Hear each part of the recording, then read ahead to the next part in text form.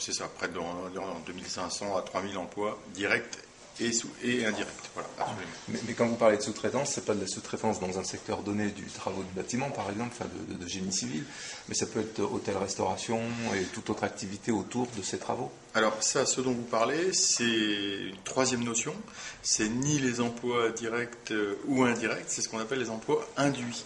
C'est des emplois qui sont pas forcément liés à la construction directement de la ligne, mais c'est des emplois qui sont créés par cette construction. Je m'entends, là où vous avez une base chantier qui va venir s'installer et qui va accueillir des centaines de compagnons tous les jours, dans les communes alentours, s'ils vont se restaurer, ça nécessitera pour un restaurateur d'avoir un serveur de plus, pour la pizzeria du coin d'avoir un pizzaiolo de plus, etc., etc. Voilà. Ça, c'est ce qu'on appelle les emplois induits.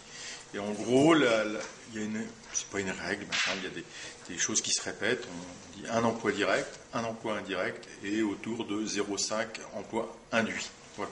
Alors comment vous allez faire pour recruter tout ce monde-là ?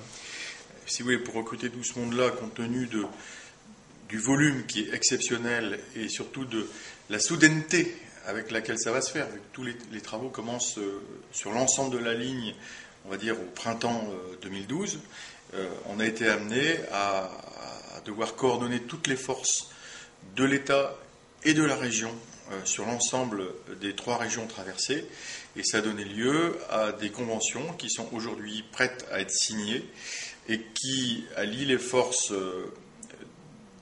de l'État à travers Pôle emploi, à travers la directe, et à travers et la région à travers le conseil régional.